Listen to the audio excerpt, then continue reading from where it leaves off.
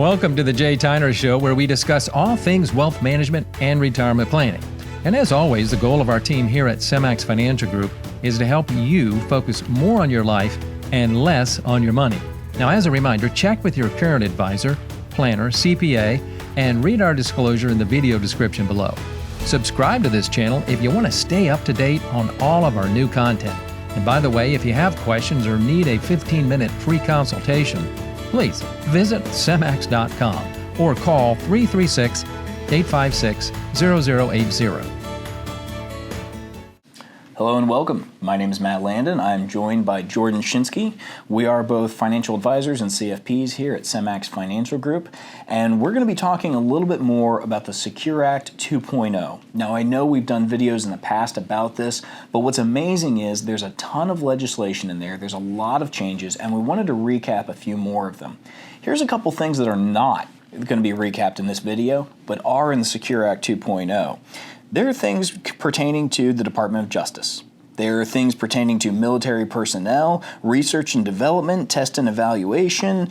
There's things to do with the Corps of Engineers, the Department of Energy. There's all kinds of stuff in here. You can keep going. It goes into the Department of Labor, Department of Health and Human Services.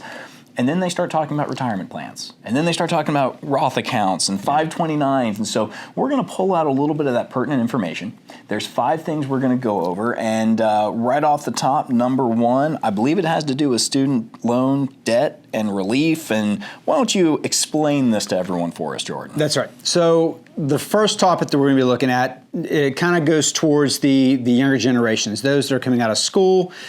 Nowadays, it is common to graduate and have debt that we have to pay off before we can start to put money away for our long-term needs. What this new provision of the Secure Act helps with is allowing you to pay into your student loans. And if you have an employer-sponsored program at work that while you're paying your loans and may not be able to contribute to that plan, if there is a 401k, for instance, at work and the employer is providing a match, they will take and look at what you're providing toward your student loan debt and then use those numbers up to their match to contribute into the 401k plan on your behalf. What that does is it helps you kill 2 birds with 1 stone. Most people really don't begin taking advantage of retirement plans at work or putting away for the retirement or long-term investment strategies until they've reduced that student loan debt. This helps take advantage of a little bit of both of those and pay down and save at the same time. It does, and it also lets you not miss out on that match. I mean, If you think about it, we always say at the minimum put up to the match in, because otherwise you're leaving money on the table. Mm-hmm. This way, if you can't put in that minimum, you're still not leaving that money on the table. Right. So I think that's great. Right. Now, number 2 here has to do with workplace emergency accounts. Now, this is a law basically inside of there. It allows employers to include emergency savings accounts under the umbrella of workplace plans. So what you can do is you would make a Roth or an after-tax contribution into these accounts, and you can do a maximum balance of $2,500. But what this does, it allows you to have this emergency account that you can access should you need it. So as an alternative to utilizing, say, a 401k loan or a HELOC loan or a personal loan from mom and dad, right? It's a workplace emergency savings account that you can access, but the funds can still be invested. You're still able to have it growing. So I think that's a huge advantage. Now, what's number 3? Number 3 is one that we've talked about before. This is kind of one of the big ones that we saw coming out of the Secure Act, and that's around the idea of the 529 program in saving money to pay for college. In the past, this program has been kind of locked into the use of higher education. Otherwise, a penalty ensues. What they've done now is they've freed up on the backside of unused funds, allowing you to roll this into a Roth IRA. So any unused funds, there are stipulations that we've now come to clarity, and that's why we're discussing this now.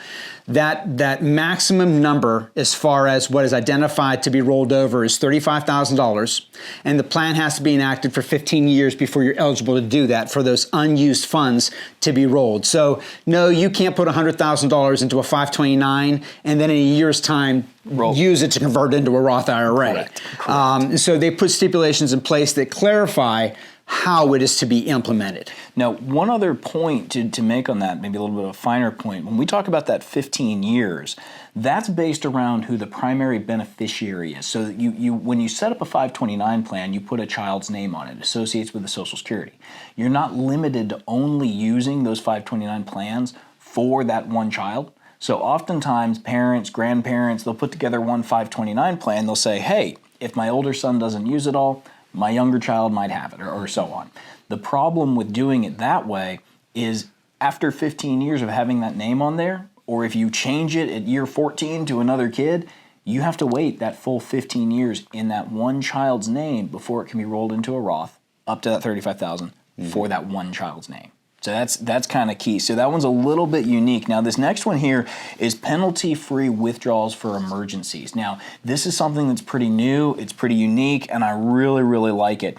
So basically what this is doing is it's allowing folks that are putting money into their retirement accounts to pull from their 401k or pull from their traditional IRA without incurring any kind of a penalty. Now this has to meet something called an immediate and heavy financial need.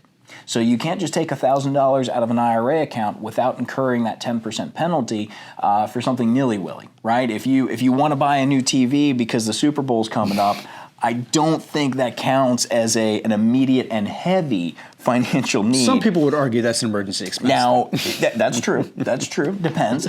Here's the thing. That withdrawal is still subject to income tax, but you're able to forego or avoid that early 10% penalty that those of us under 59.5 would occur. Those of us that are over 59.5, of course, it's irrelevant. So in that case, it doesn't apply. Now, here's the thing. You only need to self-certify that you need that money for an emergency. So this is an area where the government's giving you a little bit of grace.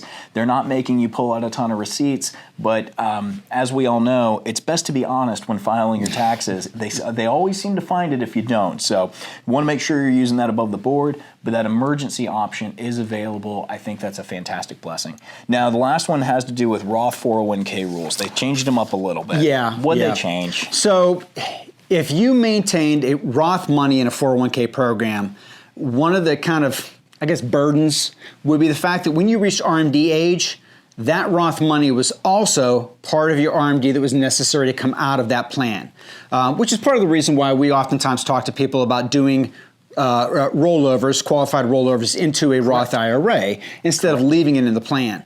What they've done, though, is they've removed that component from being necessary for doing RMDs at this point in time, age 73. So if you have Roth money in a 401k plan, when you reach RMD age, that component of your plan is no longer required to do minimum distributions. Only the pre-tax money is necessary at this time. Correct, correct. We could probably do a separate article or video, and we likely will, just around Roth accounts, the nuances of that Roth 401k versus a Roth IRA, a lot of that kind of things. But I hope this video has been helpful for you. Like I said, there is a ton to unpack in that Secure Act 2.0, and about the time we've got it all distilled and in a clear, concise way, you really understand it, they're going to change the law again. Yeah. It's just how it is. But that's why you work with a financial advisor who stays on top of these things. I hope this has been beneficial for you. On behalf of Jordan, myself, and the full Semmax staff, thank you so much for watching. We hope you have a wonderful day.